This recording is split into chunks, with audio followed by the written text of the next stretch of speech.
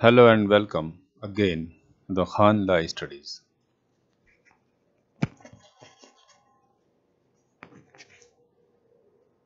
इसके पहले के वीडियो में हम लोगों ने डिस्कस किया था कन्फेशन के बारे में। What is confession, what are the condition of a condition of a confession to be admissible. जैसा कि बताया गया था कि confession always it is an admission, it is made by a person charged with a crime. Confession हमेशा जो है किसी ऐसे व्यक्ति के द्वारा की जाती है जो पर किसी अपराध का आरोप है, stating and suggesting the inference that he committed the crime.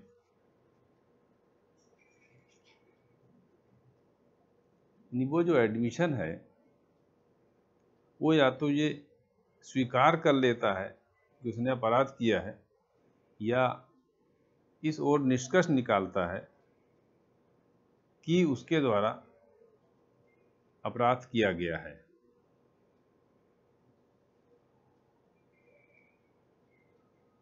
अब सेक्शन 24 को डिस्कस किया गया था। अब आज हम सेक्शन 25 एविडेंस राइट को डिस्कस कर रहे हैं। सेक्शन 25 इज वेरी सिंपल और इसमें से जो सवाल पूछा जाता है वो मोस्टली 3 के एग्जाम में पूछा जाता है। बेयर एक्ट के हिसाब से सेक्शन इस तरह है,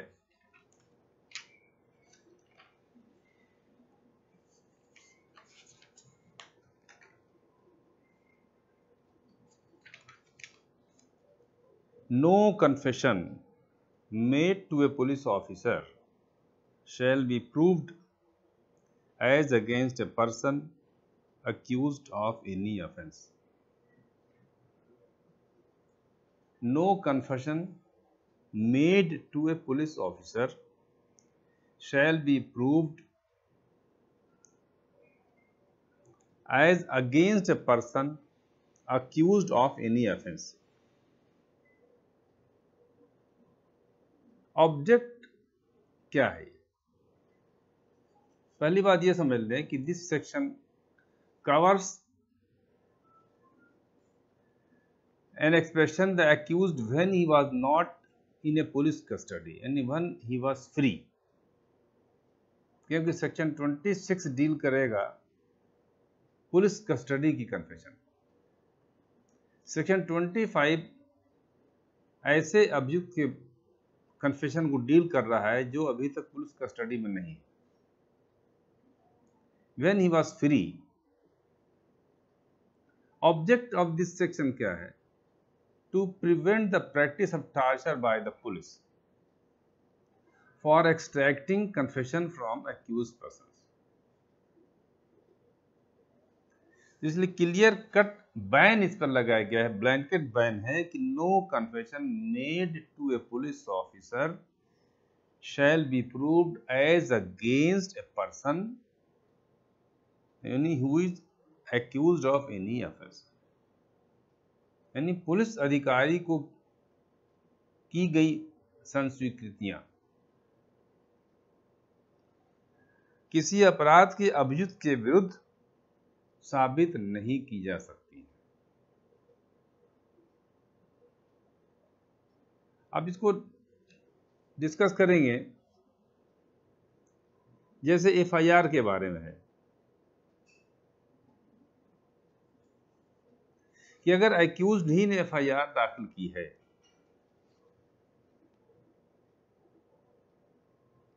और उस एफआईआर में उसने अपने जुर्म को स्वीकार किया है, यानी नेचर उसका कन्फेशनल है, then no part of that FIR lodged by an accused could be admitted into evidence if it was in the nature of a confessional statement. यानी उसने FIR की है, जुर्म को स्वीकार किया है, और अभी वो अभियुक्त नहीं है, पुलिस कस्टडी में भी नहीं है, लेकिन FIR उसने कराया है। उसमें ऐसी बातें आई हैं जिससे पता चलता है कि वो जुर्म को स्वीकार कर रहा है या जुर्म को गठित करने वाले तत्वों को स्वीकार कर रहा है। जैसे कि कन्फेशन में कहा गया है कि कन्फेशन मस्ट या तो कंप्लीटली अपराध को स्वीकार किया जाए या अपराध को गठित करने वाले तथ्यों को स्वीकार किया जाए। इसी तरह एक केस हुआ था Sitaram state of UP. Confession contained in a letter written and signed by the accused and addressed to the police officer was held to be admissible as the letter was not written in presence of the police officer। एक letter भेजा गया police officer को, जिस पर अभियुक्त अपने हस्ताक्षर भी किए थे। ऐसे लेटर को जिसमें स्वीकृत किसी अपराध को स्वीकृत किया गया था, कन्फेशन किया गया था, उसको एडमिसिबल माना गया क्योंकि वो पुलिस ऑफिसर की प्रेजेंस में नहीं था, उसने पुलिस ऑफिसर को नहीं किया था। अब जैसा कि ये सेक्शन कहता है, confession made to a police officer. अब पुलिस ऑफिसर कौन होगा? कौन कौन से लोग पुलिस ऑफिसर की कैटेगरी में आएंगे, तो इसके बारे में जान ले। द इंपॉर्टेंट फीचर क्या है पुलिस ऑफिसर का? पुलिस ऑफिसर का काम क्या है? The person who investigates the matter against the accused and file A charge sheet और ये रिपोर्ट अंडर सेक्शन 173 CRPC। ये शक्ति, ये पावर जिसके अंदर पाया जाएगा, यानी अपराध की विवेचना करना, विवेचना करने के पश्चात उसकी एक चालान या चार्जशीट दाखिल करना या फाइनल रिपोर्ट दाखिल करना, ये शक्तियां जिसके अंदर पाई जाएंगी, ये मेन फीचर है। वो व्यक्ति जो है पुलिस ऑफिसर की कैटेगरी में आएगा। अब डिफरेंट क्वेश्चन प्री में पूछे जाते हैं, जैसे है कि क्या एक्साइज इंस्पेक्टर पुलिस ऑफिसर है? यस, एक्साइज इंस्पेक्टर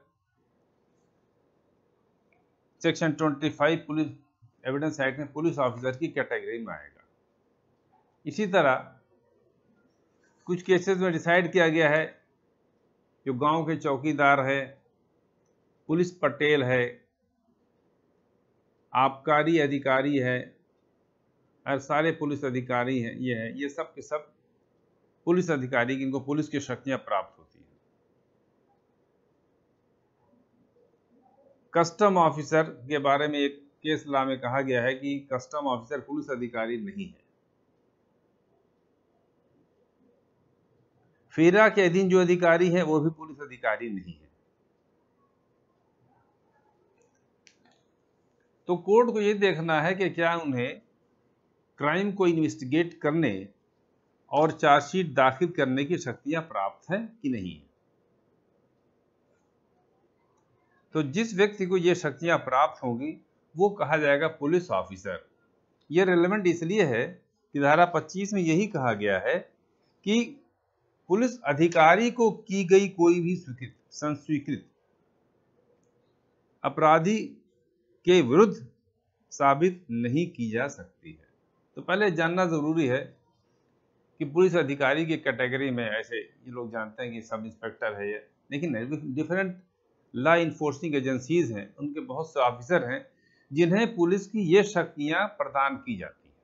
उस एक्ट में अगर ये शक्तियां दी गई हैं कि वो मैटर को इन्वेस्टिगेट करेगा और चार्जशीट दाखिल करेगा, अगर उसे पावर है तो पुलिस ऑफिसर की कैटेगरी में आ जाएगा।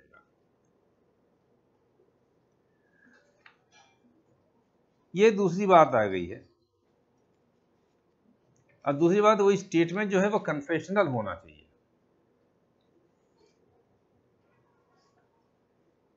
तीसरा एक पॉइंट इसमें है, shall be proved as against a person accused of, नहीं, ये अपराधी के विरुद्ध प्रयुक्त में नहीं लाई जा सकती है, अपराधी के विरुद्ध इसे साबित नहीं किया जाता है। अपराधी कौन है? पहले बताया गया है, against whom evidence is sought to be led in a criminal proceeding, whether or not he was so when he made the statement.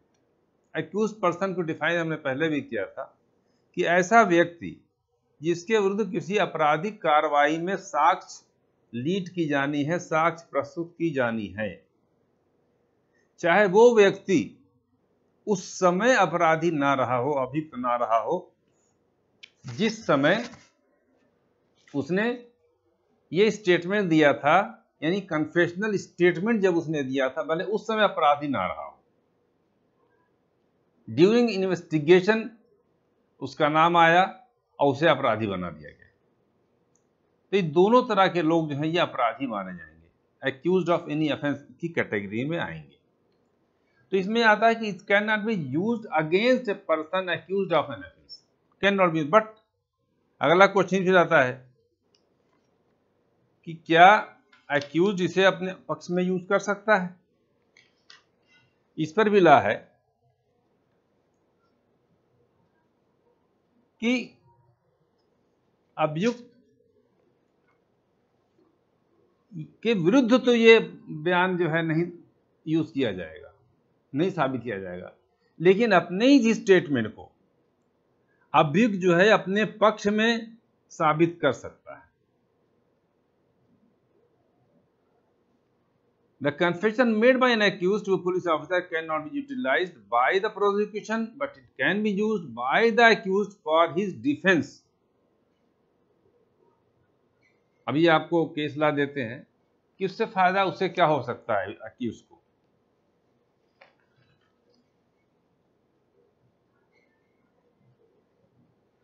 जैसे केस ला इसमें आया था,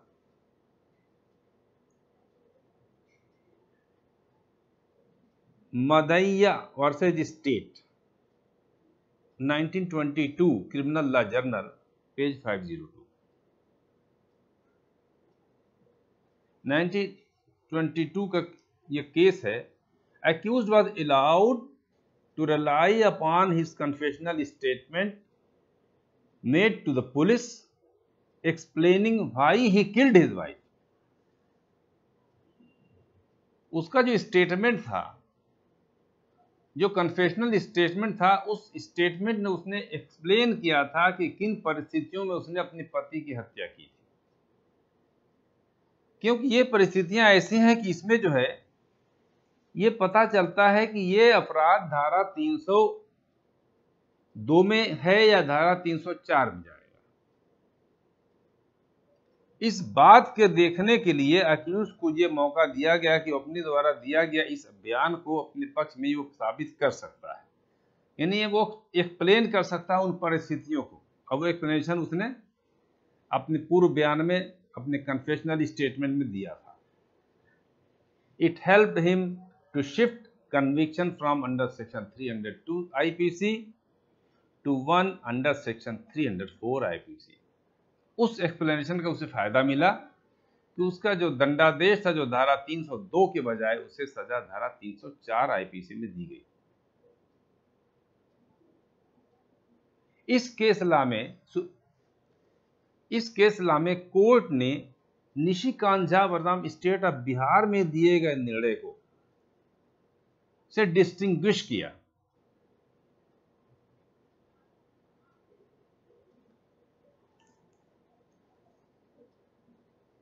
अब आगे देखिए, ये हो गया कि एक्यूज्ड ऑफ एनी ऑफेंस, कि चाहे अपराध के समय, FIR के समय पहले अपराध ना रहा हो, परीक्षण के दौरान उसका नाम आ गया हो, विवेचना के दौरान उसका नाम आ गया, अपराधी हो गया हो, लेकिन बयान देने के समय उसने अपराध ना किया, अपराधी के रूप में उसका नाम ना आया हो, फिर भी वो व्यक्ति अभियुक्त की श्रेणी में आएगा। इसके लिए केस ला पहले बताया गया था, Nagesia versus state of Bihar, यानी अभियुक्त की कैटेगरी को इसने वाइड कर दिया। फिर एक क्वेश्चन उठता है कि FIR in form of confession, कहीं कहीं FIR लिखाई जाती है, उसमें कन्फेशन करा दिया जाता है। जैसे एक केस ला इसमें है ये भी इलाहाबाद हाई कोर्ट का है। ये FIR return at the instance of a person, जैसे गांव का आदमी, देहात का आदमी, किसी के कहने से उसने FIR लिख दी। Who is accused of an offence is inadmissible under section 25 evidence act unless recovery in pursuance of statement is made and only that part is admissible। यानी FIR किसी के कहने से उसने लिख दिया जिसमें उसके द्वारा जुर्म को स्वीकार किया गया, तो कहा गया यह साक्ष्य में ग्राह्य नहीं है, इट इज इनएडमिसिबल। हाँ, आगे कहा गया कि unless recovery in the pursuance of his statement, उसके द्वारा दिए गए बयान के परिणाम स्वरूप अपराध में प्रयुक्त किया गया किसी हथियार को कोई आर्टिकल बरामद हुआ, कोई रिकवरी कराई गई हो। तो जैसा कि हम देखेंगे कि only that part of statement which is directly related to the recovery of the article can be proved. Otherwise अगर FIR ऐसे लिखा दी गई है जिसमें उसने अभियुक्त ने जुर्म को स्वीकार कर लिया है, तो यह साक्ष्य में स्वीकार नहीं की जा सकती। तो ये ब्रीफ में था सेक्शन 25। इसी तरह है सेक्शन 26, वो भी बहुत बड़ा सेक्शन नहीं है। No confession made by any person while he is custody of a police officer. जैसे मैं बताया था 25 जो है वो पुलिस ऑफिसर की कस्टडी की बात नहीं करता, 26 पुलिस ऑफिसर की कस्टडी की बात कर रहा है। No confession made by any person while he is in the custody of a police officer. यानी पहली लाइन जो कह रहा है कि कोई भी कन्फेशन किसी व्यक्ति के द्वारा पुलिस अभिरक्षा में अगर किया गया है तो उसे साबित नहीं किया जाएगा उसके विरुद्ध। Shall be proved as against such person, यानी उस व्यक्ति के विरुद्ध साक्ष्य में उसे साबित करने की इजाजत नहीं दी जाएगी। If it is made during police custody unless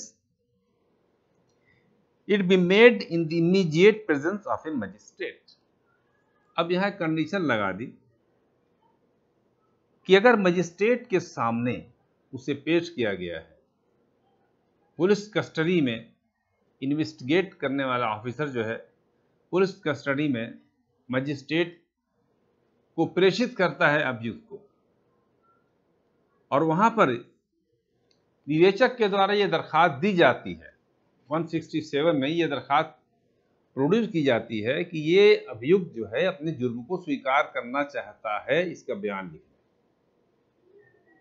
तो एक्यूज तो है पुलिस कस्टडी में, और बयान लिखने का तरीका पहले बताया गया आपको कि ये बयान कैसे लिखा जाएगा। सेक्शन 164 CRPC में जो प्रक्रिया दी गई है कन्फेशनल स्टेटमेंट लिखने का, जिसमें यह कहा गया है कि मजिस्ट्रेट उसे वार्निंग देगा, उसे बताएगा कि यह बयान यदि वो देगा तो उसके विरुद्ध साक्ष्य में प्रयुक्त किया जाएगा। और स्टेटमेंट रिकॉर्ड करने के बाद 164 एक कहता है कि एक प्रमाण पत्र मजिस्ट्रेट देगा कि उसको इस तरह की वार्निंग दी गई थी। यानी वहां सिक्योरिटी रखी गई है कि ऐसा ना हो कि पुलिस के दबाव में, पुलिस के टॉर्चर में पुलिस पकड़ के लाई है और उससे कोई गलत बयानी हो जाए।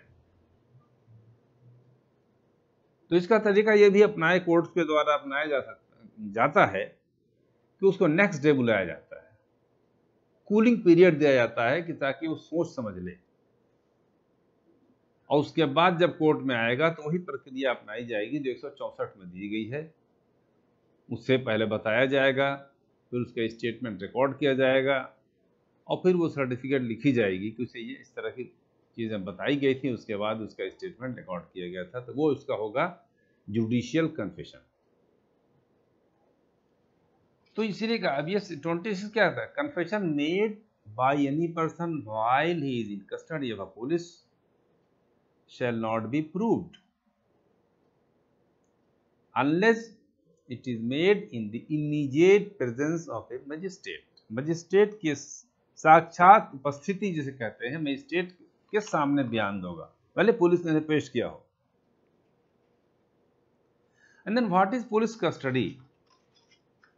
ये क्वेश्चन उठता है कि पुलिस कस्टडी कब कब मानी जाएगी। ये जान लें, व्हाट इज द सेटल्ड। एक तो कस्टडी आप जानते हैं कि पुलिस ने हथकड़ी लगा दिया, पकड़ लिया, ये पुलिस है। लेकिन और भी कुछ एग्जाम्पल हो, जान लीजिए, जो आपसे प्री में पूछा जाएगा।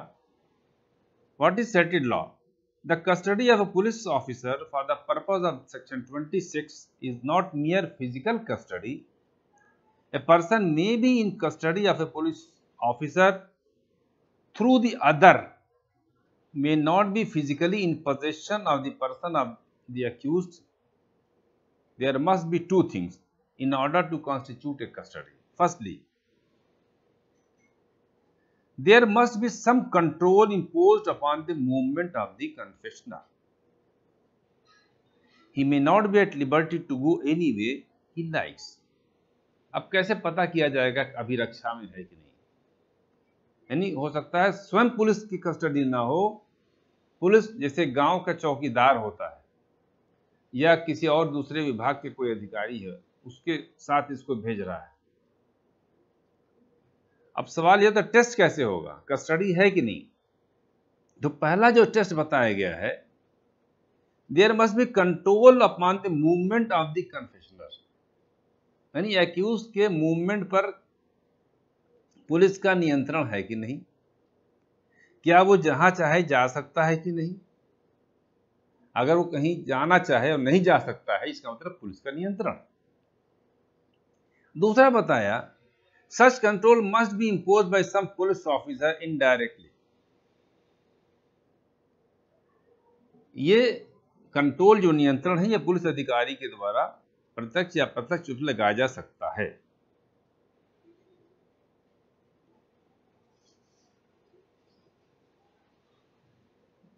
कई केसेस में आया कि कहां कहां ये पुलिस कस्टडी मानी जाएगी, कैसे कैसे, कि जहां पर ये टेस्ट हम लगाएंगे कि क्या वेदर ही वॉज फ्री। जैसे इसमें इलस्ट्रेशन दिया गया है, ए policeman may lay his hand on a person, handcuff him, tie his waist with a rope and may take him with him. एक तो ये तरीका है, हैंडकफ कर दे, रस्सी से बांध दे और लेके जाए, तो पुलिस कस्टडी देखने में आ रही है, फिजिकल कस्टडी है। Again, a police officer may not touch a person but may keep such a control over him that the person so controlled cannot go anyway. अप्रत्यक्ष रूप से उस पर ऐसा नियंत्रण है कि ये उसके मूवमेंट पर रिस्ट्रिक्शन है, वो जहां चाहे जा नहीं सकता। जैसे एक इलस्ट्रेशन दिया है, a police officer comes to A and asks him to follow to the police station as he is wanted in connection with a dacoity case. यानी एक पुलिस अधिकारी ए के पास आता है, कहता है उसके पीछे पीछे आए, क्योंकि एक डकैती के मुकदमे में वो वांछित है। A follows him, A is in the custody of the police.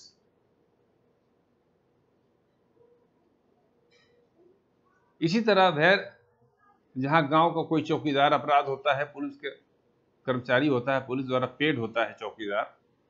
अगर चौकीदार जैसे कहते हैं बी को उसने गिरफ्तार कर लिया और लेकर के पुलिस स्टेशन चल दिया, और रास्ते में गांव के किसी व्यक्ति को उसको थमा देता है कि भाई इसको लेके चलो, अब वो किसी और काम से चला जाता है दूसरी जगह, तो यहां भी माना जाएगा वो पुलिस कस्टडी में है।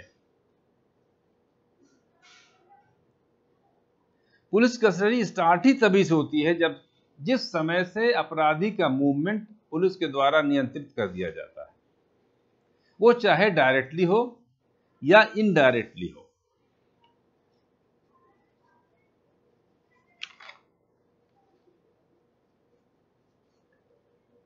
बहुत से एक्ट बनाए गए थे, पहले टाडा बनाया गया था, तो पुलिस कस्टडी में स्टेटमेंट को रेलेवेंट कर दिया गया था।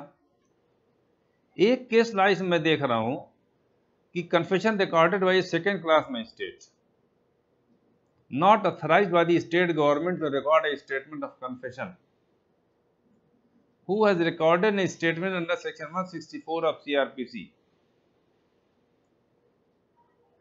It was not admissible.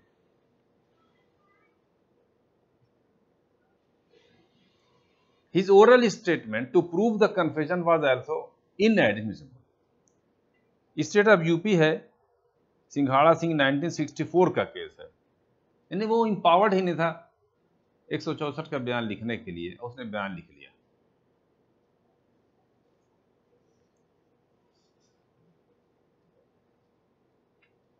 Custom officer, customs act के सेक्शन 107 और 108 के बारे में बता रहे हैं। Can confession by a person summoned as a witness in a proceeding under section 107 or 108 Customs Act is admissible, as the person summoned is not an accused nor the custom officer is a police officer. अब यहाँ तो ये बात आ गई कि custom officer is not a police officer. दूसरी बात इन्होंने ये लिख दी कि when he was summoned he was not an accused, और उसने कोई ऐसा बयान दिया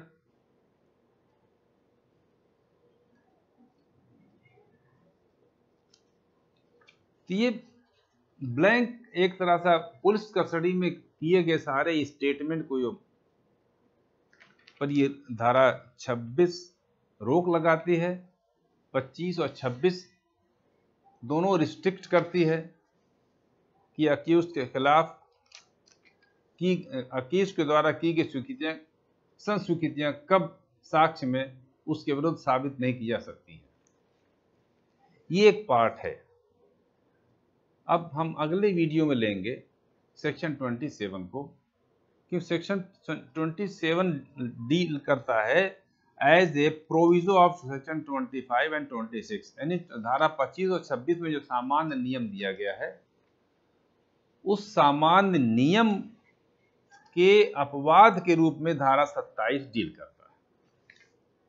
वहां वो परिस्थितियां बताई जाती हैं कि अक्यूज्ड का बयान का कौन सा हिस्सा और किन किन परिस्थितियों में अक्यूज्ड के विरुद्ध साबित किया जा सकता है, इतना है। उसमें कुछ केसला है, उसके लिए अलग से एक वीडियो की जरूरत पड़ेगी। लेकिन 25 और 26 जब आप देखेंगे तो 24 देख लिया, 25 हो गया, 26 हो गया, इसके साथ ही साथ सेक्शन 30 बता दिया गया था,